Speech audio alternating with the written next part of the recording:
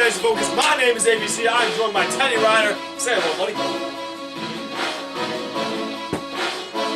We're here for more weekend fantasy matchups and to help you win your games. Let's get started.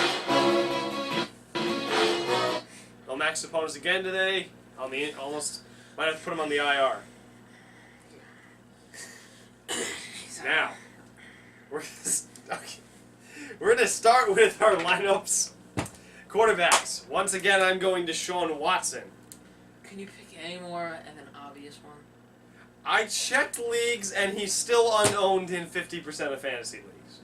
I don't know why, but yes, it's kind of obvious, but with quarterback lacking this week, Watson versus the Browns. Kind of a duh. Teddy, quarterback for you.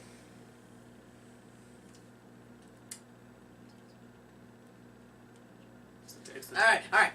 Jacoby Brissett. Of the Indianapolis Colts. Colts. Legend. Is there a problem with me saying legend and Jacoby Brissett saying legend? Maybe. But Tennessee Titans have allowed the most fantasy points to quarterbacks this year. Just go. Let me finish. You pause. You just don't, go. no, yeah, because you weren't doing. Just go. Like Andrew said, they allowed the most fantasy points to any quarterback. And Jacoby Brissett, he's been hot these past 2 weeks. Didn't have that bad of a game against the Seahawks. I don't know who he played last week.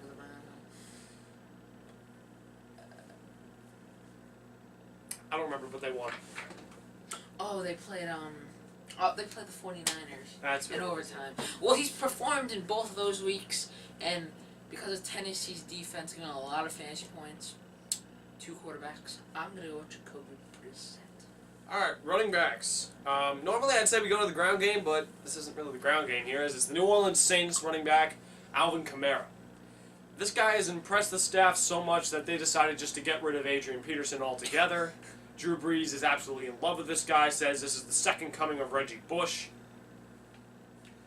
And he's just a great passing down back. He's the only guy in the Saints backfield that has gotten in the end zone. So, look for him to play well this week against a Lions defense that allows a lot of points to running backs. My running back plays for the Washington Redskins. Many of you probably don't know who he is. Samaje Perine.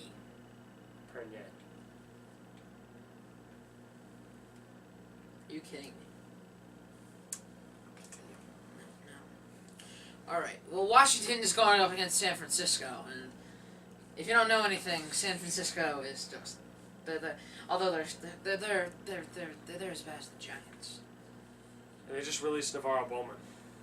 So yeah, who's on that defense? It's Reuben Foster and Aaron Lynch. DeForest Buckner. That's about it. And Samaje actually took a lot of the reps from what's his name, Thompson? Chris Thompson. Yes. Yeah. Took most of the reps away from him, and not last week because they had a bye, but the week before that. So I expect this man to have big numbers. He's actually put up a solid 8 fantasy points his last 3 games. So with him probably going to be get most of the reps now. I think he's going to be pretty big this week. All right, wide receiver. We're going speed kills with Deshaun Jackson, unowned in a lot of fantasy leagues. The Tampa Bay Buccaneers taking on the Arizona Cardinals. Outside of Patrick Peterson, who's going to be shadowing Mike Evans for most of the game, there's no real number 2 corner for the Cardinals. So Deshaun Jackson, if he had a little bit of a scuff-up where he came off the field with ice, but that's probably nothing. If he plays, he'll have a great game. Sorry. This is live in Arizona. All right, my wide receivers will be Mike Wallace of the Baltimore Ravens. Mike Wallace going against the Chicago Bears. 1 o'clock start time. It's the Chicago Bears. Although Need we say more? They have 1 win this year. 2 wins. They beat Pittsburgh and they beat I apologize, guys. We're usually better at remembering this stuff. Just look at the Bears. They won someone. I think they beat someone else. I think. Did they? Doesn't matter. Doesn't matter. I don't know. But Mike Wallace has put up a solid 9 points in his last few games. Joe Flacco's one of his favorite targets outside of what's his name, Jerry Maclin, and it's the Bears. So. All right, tight ends. Hold your horses, folks. A Jet has finally made the AVC Fantasy Focus lineup. Let's give it up. I know most of you are thinking I was going to say Hunter Henry, but you know what? I'll change it up. Austin Stefarian-Jenkins came back last week, and McCowan has found his favorite target. It would appear to be the speedy former Tampa Bay tight end. Speedy tight end? As far as tight ends go, he's fast. The Patriots have not done a very good job of guarding tight ends this year. So Austin Stefarian-Jenkins is a guy. If there's another guy that you really have to go after, Cameron Brate. People took O.J. Howard over him still for some reason. Cameron Brate could be that good. All right, I'm going with the George Kittle. The Niners tight end. Correct? Yes, the rookie 49ers tight end. As most of you know, tight ends have been very hard to get points from this year. Yes. They have not really been producing, and surprisingly, George Kittle is actually one of the best fantasy tight ends in the league. He's in the top, and he's just outside the top 10 in PPR. Well, we have it, ladies and He gentlemen. gets a lot of targets by Brian Hoyer. And if you're having trouble with the tight end position, he's pretty solid. George Kittle, remember the name? They're playing Washington. Washington defense is mediocre. Defenses, I'm going Baltimore Ravens. I know everybody's kind of shaky after they got blown out by Jacksonville, but I had faith against them against Oakland last week, and they came up big. And this week they're playing Chicago. Mitch, who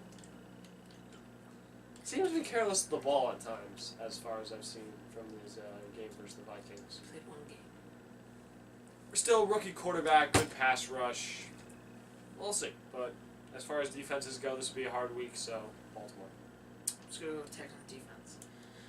The Browns, very disappointed in the Browns. Starting Kevin Hogan? Unacceptable. That's retarded. I'm Ridiculous. done. I'm just going to leave it at that. He's going against Kevin Hogan. Texans defense. Yeah. All right. Why? Flex. I'm going Justin Hardy. I know a lot of you don't know who he is. He is a wide receiver on the Atlanta Falcons. Of course. Now, Mohamed Sanu has been confirmed that he will not play for 2 to 3 weeks, so he will be out versus Miami with a hamstring injury. Julio looks like he'll play.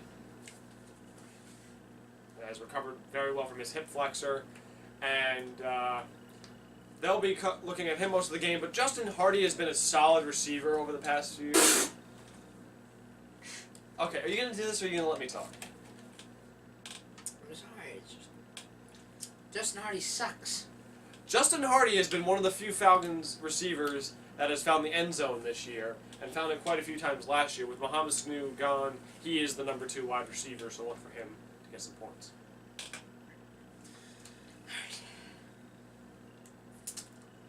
Alrighty. As this video comes to an end, what? My flex is going to be Adam Humphries. He's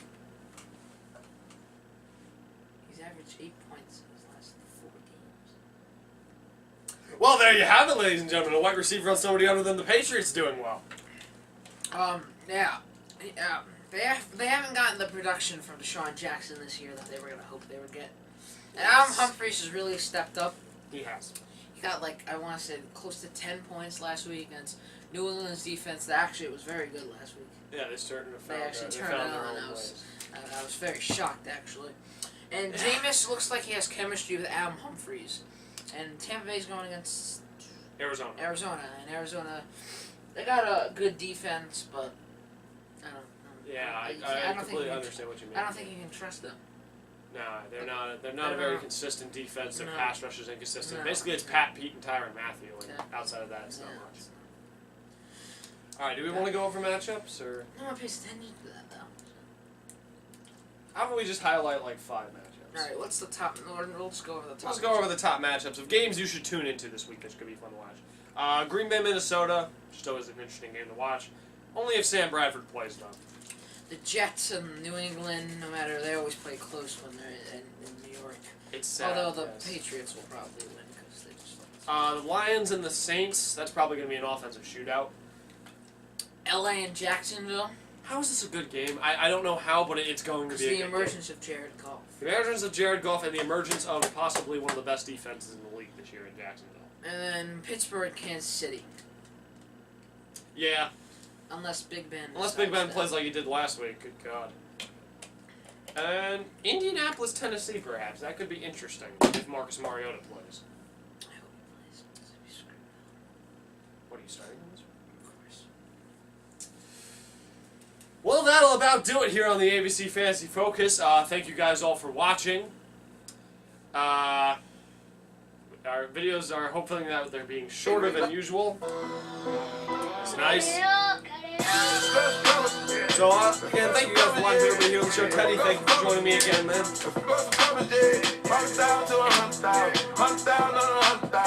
Do not disrespect the cap of the Focus! How dare you! Anyway, thank you guys again for watching. I think I've said that 3 times now, but good luck in your fantasy matchups this week. Enjoy your football. I'll see you all next week.